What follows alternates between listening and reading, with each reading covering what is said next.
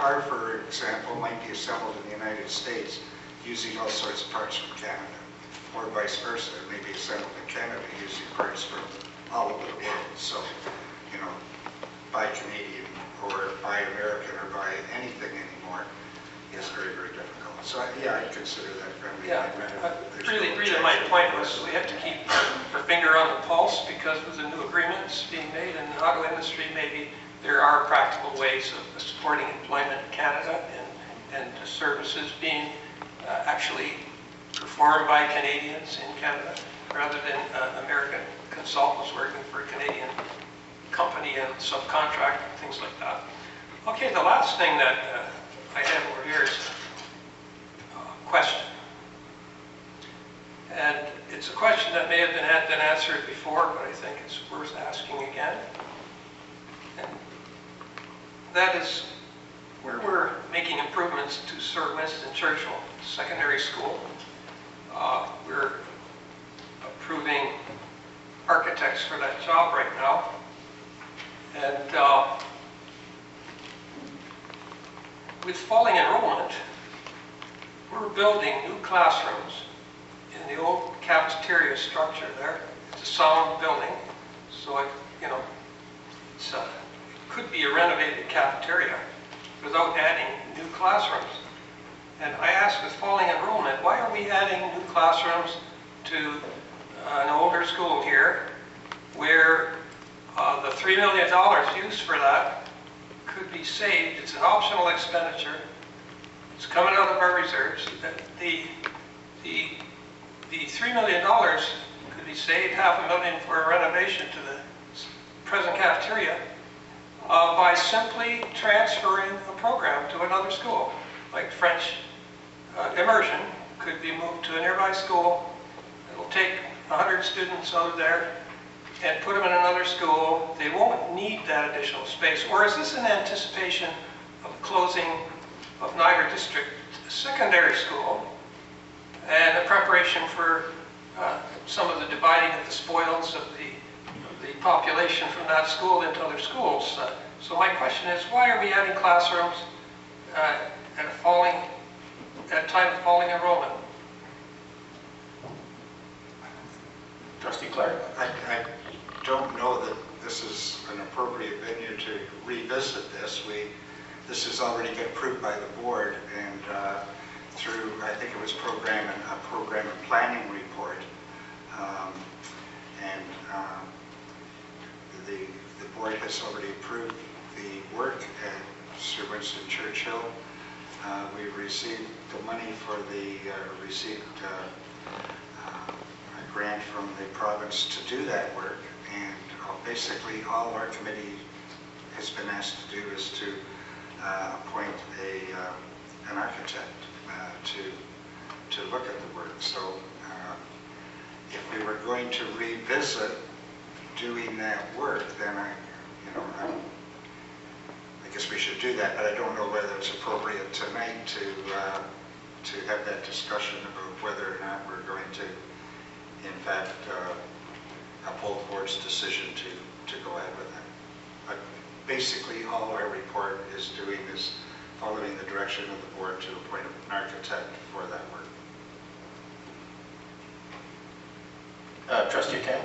There was a reason for the question, because I remember during the discussion there was some mention of the ability of our group to revisit the question in the fall, since it was an optional type of project, in light of what developments might occur. So I would think that having an architect appointed at this time is a bit premature.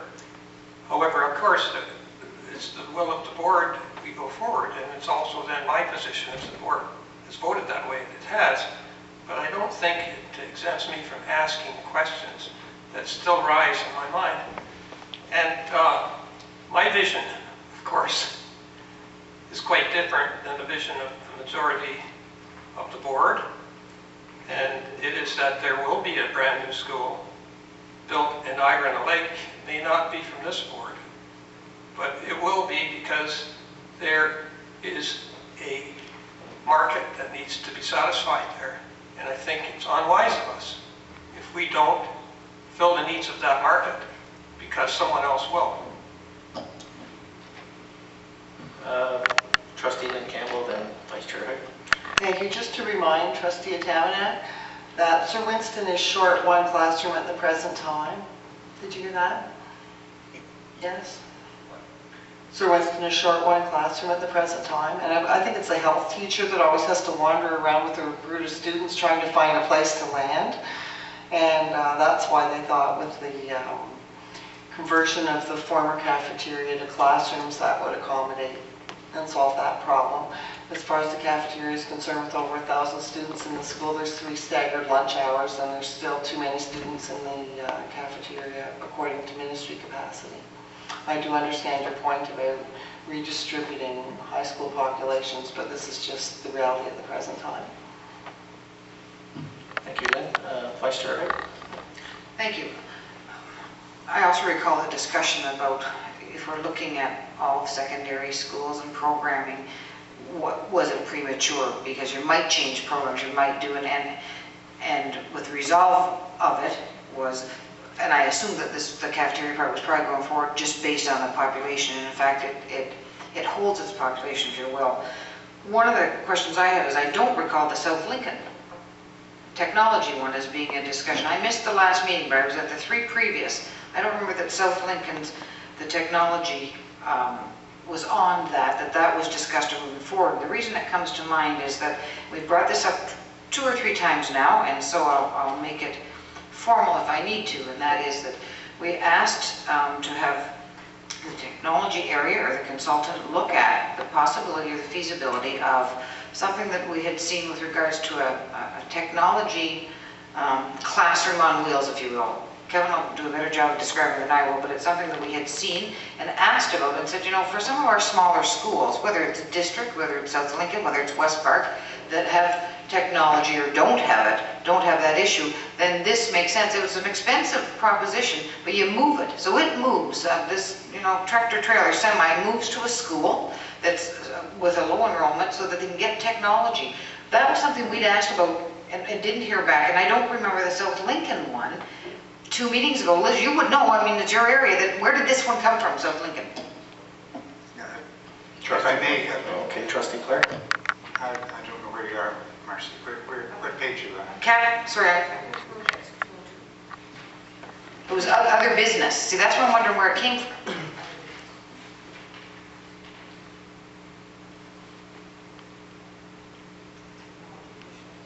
Oh, that's from a previous meeting.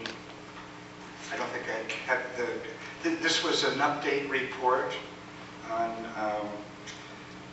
approvals coming through from the ministry. Jane, do you have the details on that? That was from a previous meeting, I believe. Superintendent Rose. If you recall, the ministry is now requiring the board, anytime they want to transfer any money from reserves to do the capital projects, to get permission from the ministry. And in the multi-year plan for, I understand, 2009-10, these projects were there.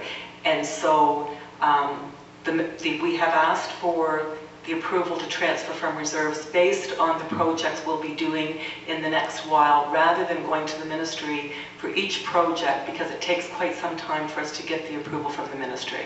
And so that's why the memo that we had, the approval is for the $8.7 million from the ministry, and it's approval to transfer from reserves.